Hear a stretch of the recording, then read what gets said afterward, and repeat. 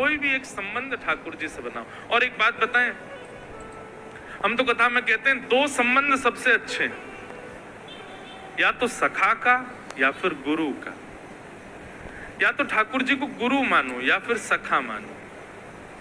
और इसके अतिरिक्त यदि कोई संबंध बनाना चाहते हो तो जो संबंध आपका आज तक किसी से नहीं बना वो ठाकुर जी से बनाओ। जिस संबंध का अभाव जीवन में है वो बनाओ ठाकुर जी से। तो वृंदावन के वो महंत जी अपने ठाकुर जी को अपना भाई, सीता जी को भाभी, लक्ष्मण जी को छोटा भाई मानते थे। वो महाराज जी को किसी जरूरी काम से कुछ दिनों के लिए कहीं जाना पड़ा, तो अपने एक शिष्य को सेवा देकर के गए। बोले सुनो, तुम सुबह शाम ऐसे सेवा करना, पूरी बात सिखा गए, और तुमने अगर अच्छे से सेवा करी तो हम लौट करके आएंगे तो तुमको कोई बढ़िया उपहार देंगे। शिष्य बोला जो आज्ञा गुरुजी, मैं बहुत बढ़िया सेवा करूंगा। और गुरुजी तो चले गए। शिष्य ने क्या किया, बोले गुरुजी कह के गए, लौट के आया तो मैं तुमको बहुत बढ़िया उपहार दूंगा, अच्छे से सेवा करोगे। अब मैं अच्छे से कर ही देता हूँ। ये ठाकुर जी के बहुत दिनों से आंख नाक कान काले काले से पड़ गए, तो उसने लिया सरफ, और सरफ साबुन से ठाकुर जी पूरे ऊपर से नीचे तक मांज दिए, जैसे बर्तन मांजते हैं। ठाकुर जी की आंख मांज दी, मुंह मांज दिया, गाल मांज दी, हाथ पांव में सब जगह सरफ साबुन लगा दिया। सरफ साबुन लगा दिया, ठाकुर जी का विग्रह चमकने तो लगा। और वो खुश हो गया, गुरु जी देखेंगे अरे ऐसे चमक रहे हैं ठाकुर जी तो मुझे बहुत सुंदर उपहार देंगे। लेकिन उन महाराज जी को स्वप्न आया, और स्वप्न में ठाकुर जी दिखे। और कैसे दिखे कि ठाकुर जी के यहाँ से माथा छिला हुआ है, यहाँ गाल पे घाव हो गया है, हाथ में से रक्त निकल रहा है, पैर छिल गए हैं ठाकुर जी के, और ठाकुर जी बड़े उदास बैठे। ये स्वप्न महाराज जी को दिखाई दिया। आधी रात महाराज जी तुरंत उठे, फोन वोन तो थे नहीं उस जमाने में, सत्य घटना है बिल्कुल। अपने यजमानों से कहा अभी इसी वक्त हमको वृंदावन पहुंचाने की व्यवस्था करो। जैसे तैसे करके वे प्रातः काल तक वृंदावन पहुंचे। आकर के उन्होंने शिष्य को उठाया, बोले जल्दी मंदिर खोलो। कैसे सेवा की तुमने? बोले गुरुजी आप देखिए तो सही, एक बार ठाकुर जी को देखो तो सही, आप कहोगे कि हाँ इसे कहते हैं सेवा। जैसे ही मंदिर खोला तो ठाकुर जी चमक रहे थे। संत के नेत्रों में आंसू आ गए। बोले तू सही से बता, तुझे मेरी सौगंध, तूने क्या किया ठाकुर जी के साथ? बोले गुरुजी चमक तो रहे। बोले चमक नहीं, ये बता तूने किया क्या? मैंने सरफ से ठाकुर जी को मांझ दिया। संत रोने लगे, क्षमा मांगने लगे, ठाकुर जी क्षमा कर दो। शिष्य पूछता रहा क्या हुआ? बोले अब तुझे क्या बताऊं, तू अबोध है, कैसे बताऊं तुझे? संत तुरंत गए और वन में से कुछ जड़ी बूटियां तोड़ करके लाए, पीस करके एक सुंदर काढ़ा बनाया। काढ़ा ठाकुर जी को भोग लगाया, सुंदर एक लेप बनाया, और नेत्र बंद करके विचार किया ठाकुर जी को कहां कहां घाव थे, वहां वहां लेप लगाया। ठाकुर जी के हाथों पर, मुख पर, पैरों पर, और 15 दिन तक ठाकुर जी को नित्य काढ़ा और लेप का जब भोग लगाया, तब 15 दिन बाद रात्रि में पुनः स्वप्न में ठाकुर जी मुस्कुराते हुए देखे। बोले अब हम स्वस्थ हो गए हैं, अब हम प्रसन्न हैं, अब आपकी सेवा से हम बड़े प्रसन्न हैं। ठाकुर जी मूर्ति नहीं है बंधु, ठाकुर जी पाषाण नहीं है।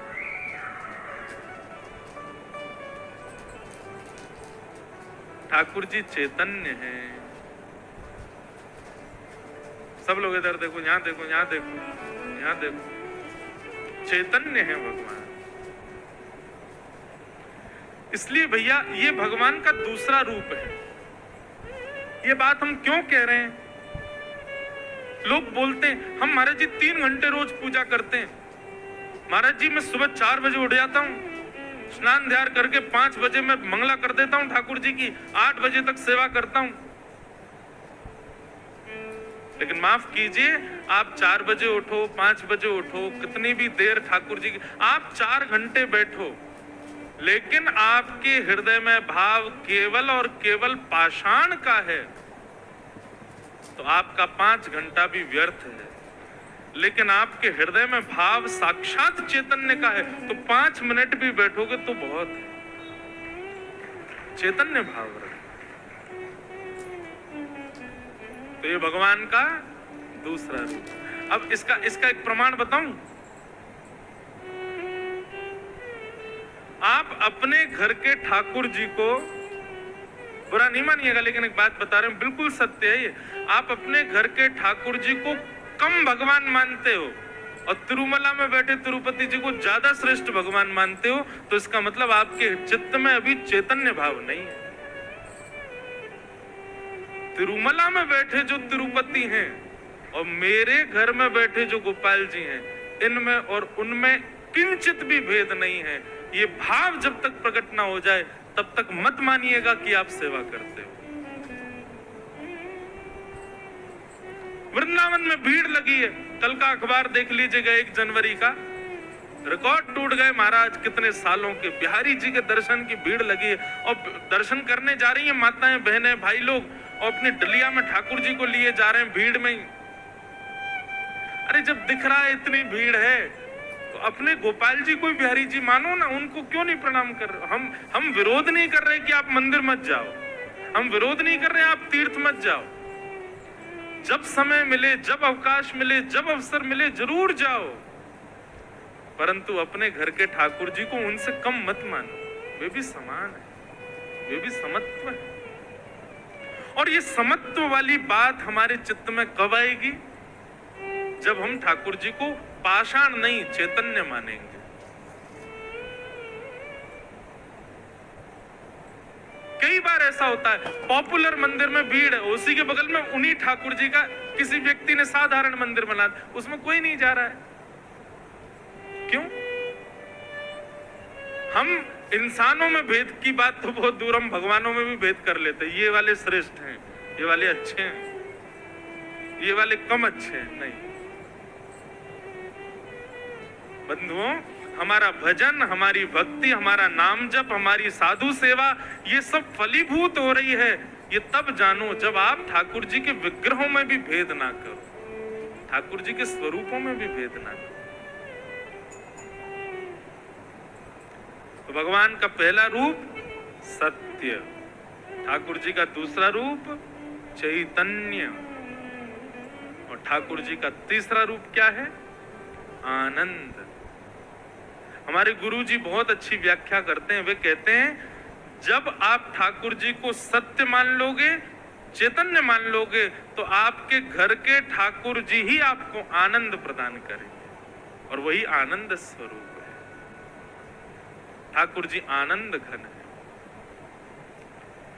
किसी व्यक्ति को देखने में भी, बार बार देखने में आपकी नेत्र थक जाएंगे, लेकिन ठाकुर जी को कितना भी दिखा दो नेत्र कभी नहीं थकेंगे। क्यों? क्योंकि वो सुख प्रदायक नहीं है, वो आनंद प्रदायक है, आनंद देने वाले।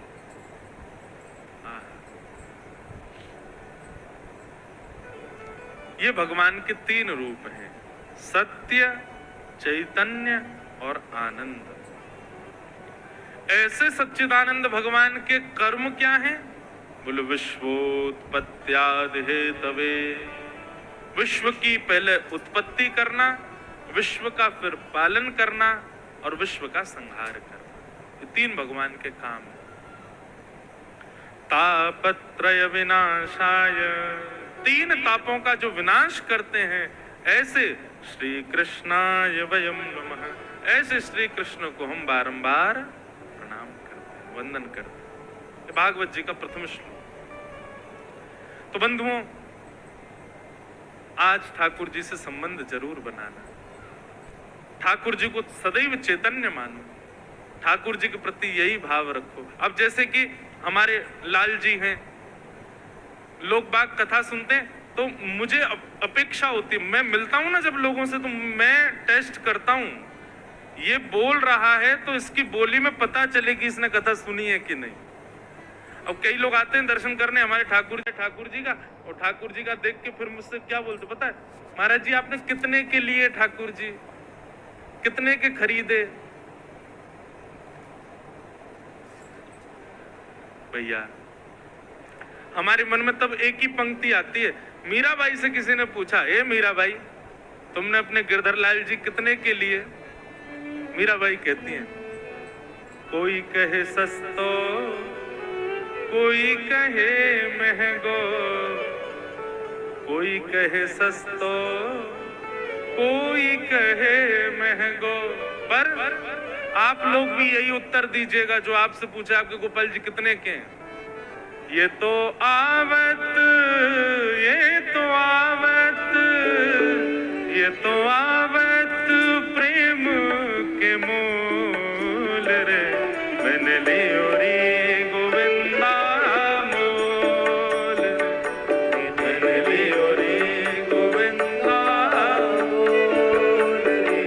ये तो आवत, ये तो आवत, ये तो आवत, ये तो आवत, ये तो आवत प्रेम के मूल रे, मैंने लियो रे गोविंदा मोल रे, मैंने लियो रे गोविंदा मोल, मैंने लियो रे गोविंदा मोल रे, मैंने लियो रे गोविंदा।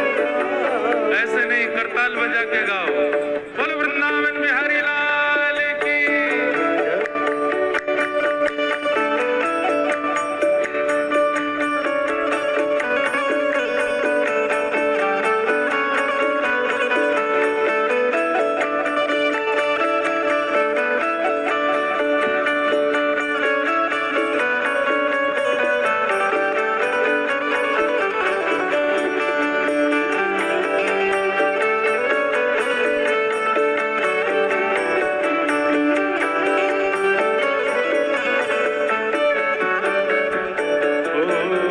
कोई कहे कारो, कोई कहे गोरो, कोई कहे कारो,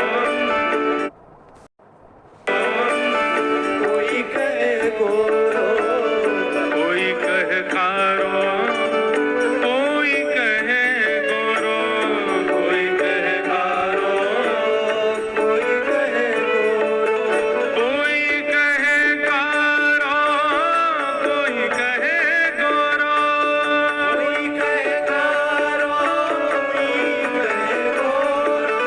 कोई कहे कारो, कोई कहे गोरो।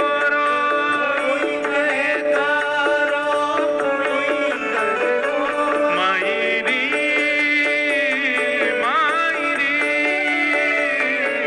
मायरी मैंने लीनी आँखें खोल रे, मैंने लियो रे गोविंदा मोल रे, मैंने लियो रे गोविंदा मोल रे, मैंने लियो रे गोविंदा मोल रे, मैंने लियो रे मायरी मायरी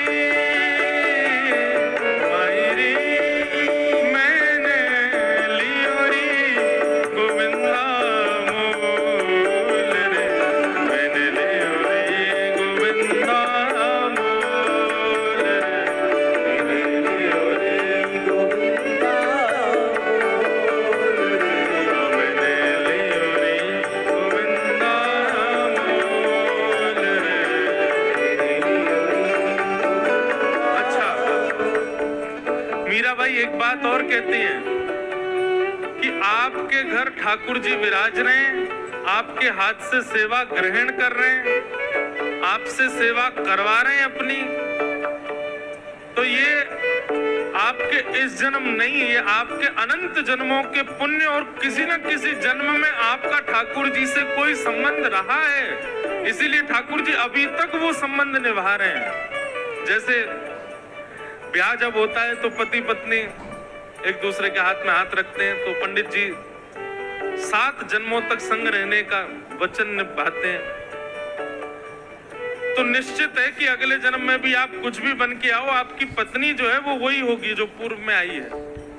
अब अगले जन्म में फिर ब्याह होगा, फिर 7 जन्मों का हो जाएगा। तो इसका मतलब ये है आप जितने भी जन्म लेते हो पत्नी एक ही है आपकी, वही रहेगी हमेशा। बस आप भी रूप बदल लोगे, वो भी। ऐसे ही आप एक बार वैष्णव हो गए, एक बार माथे पर उर्धपुंड विराजमान हो गया, एक बार कंधे पर शंख चक्र गुरुदेव ने आच्छादित कर दिए, या किसी भी संप्रदाय में आपने दीक्षा ले ली और एक बार ठाकुर जी की सेवा आपने स्वीकार कर ली, और भगवान मान के नहीं, अपना संबंधी मान के अगर आपने ठाकुर जी की सेवा प्रारंभ की, तो निश्चित है जब तक आप जन्म लेते रहोगे तब तक आप भक्त ही बनोगे, तब तक आप वैष्णव ही बनोगे, तब तक आप कथा भागवत आदि ये आप इस जन्म में ही नहीं सुन रहे हो, ये पूर्व जन्म में भी सुने होंगे, पूर्व से पूर्व जन्म में भी, और आगामी अगर जन्म होंगे भी तो उसमें भी आप वैष्णव ही बनोगे। वैष्णवता आपकी कभी जाएगी नहीं। मीरा के प्रभु गिरधर नागर, मीरा के प्रभु गिरधर नागर, मीरा के प्रभु गिरधर नागर, मीरा के प्रभु गिरधर नागर, हे गिरधर नागर नटवर नागर, गिरधर नागर नटवर नागर, गिरधर नागर नटवर नागर, गिरधर नागर नटवर नागर, मायरी मायरी मायरी, ये तो पूर्व जन्म को मेल मन लियो रे गोविंदा मोल, मन लियो रे गोविंदा मन लियो रे गोविंदा मोल, मन लियो रे गोविंदा। हे मायरी मायरी मायरी, मैंने लियो रे गोविंदा मोल, मैंने लियो रे गोविंदा मोल, तेरे लियो मैंने लियो रे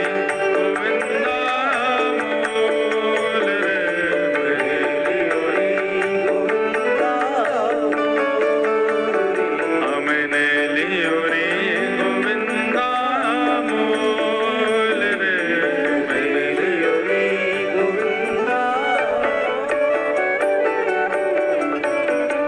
ऐसे श्री कृष्ण को हम बारंबार प्रणाम करते हैं, जो सत्य चैतन्य और आनंद के स्वरूप वाले। भागवत के महात्म का प्रथम श्लोक।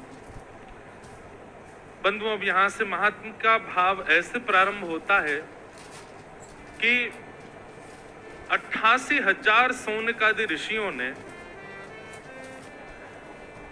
कलयुग के मानवों के कल्याण के लिए एक यज्ञ प्रारंभ किया, और ये ऐसा यज्ञ था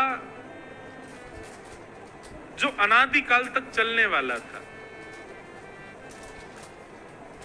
लेकिन कुछ समय बाद संतों को ऐसा लगने लगा कि हम जो यज्ञ कर रहे हैं इससे शायद मानवों का कल्याण होगा नहीं, कोई और ठोस उपाय करना पड़ेगा कलयुग के लोगों को सुधारने के लिए। तब वहां सूत जी महाराज का आगमन हुआ।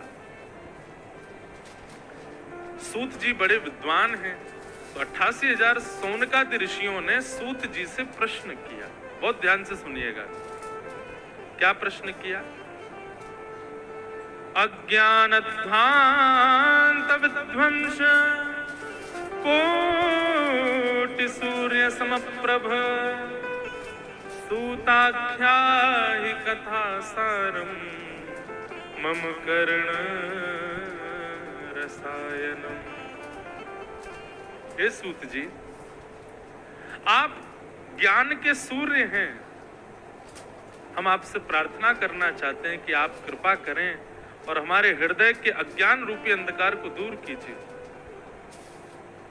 सूत जी ने कहा प्रश्न करो, क्या प्रश्न है आपका? बोले प्रश्न केवल ये है कि इस कलयुग में शीघ्र से शीघ्र पवित्र से पवित्र भगवत प्राप्ति का साधन क्या है? कलयुग में ठाकुर जी प्राप्त कैसे होंगे? क्योंकि समय तो हम लोगों के पास बिल्कुल भी नहीं है। बहुत विचित्र काल है कलयुग।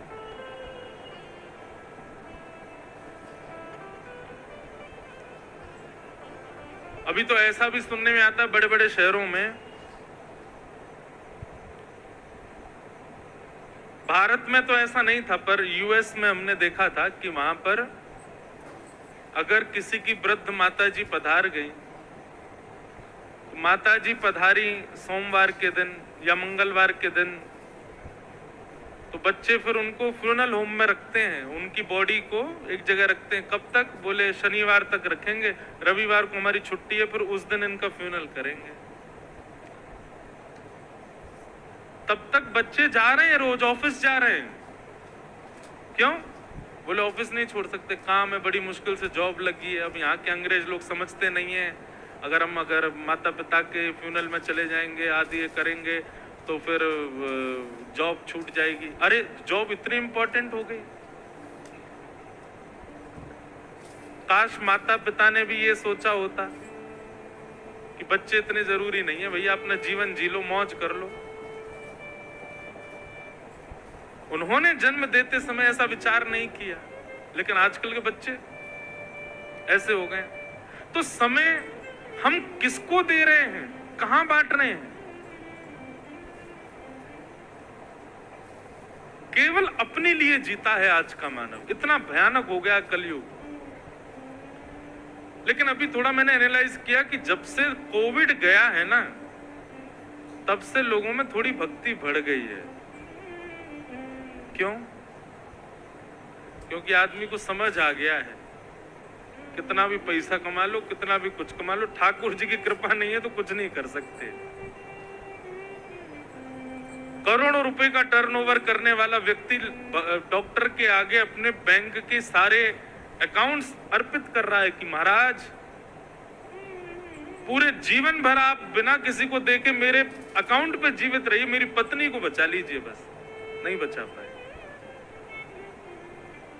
माता पिता अपनी सारी संपत्ति न्योछावर करने को तैयार है, हमारे बेटे को बचा लीजिए, नहीं बचा पाए। तब मुझे तो ऐसा लगता है कई बार कोविड बहुत लोगों के लिए दुखदाई था, सबके लिए दुखदाई था। किसके लिए दुखदाई नहीं था? सबके लिए था। कष्ट सबको हुआ। लेकिन ये काल आकर के ठाकुर जी की भक्ति की पुनर्स्थापना करके गया। लोगों के चित्त में ये भाव आ गया कि भाई भगवत कृपा कितनी जरूरी होती है जीवन में। हमारे वृंदावन में तो तिल रखने की जगह नहीं बची है। जब से कोविड गया है इतनी भीड़ बढ़ गई है, इतनी भीड़, इतने वैष्णव आते हैं, ठाकुर जी को प्रणाम करते हैं। सत्संगों में, कथाओं में भीड़ बढ़ने लगी, इतने लोग कथाओं में आते हैं। जो कभी मंदिर नहीं जाते थे वो प्याज लहसुन खाना बंद कर दिए, भगवान को प्रार्थना। चलो ये भी एक स्वार्थ की भक्ति है, पर किसी भी कारण से ही ठाकुर जी से जुड़ तो रहे लोग।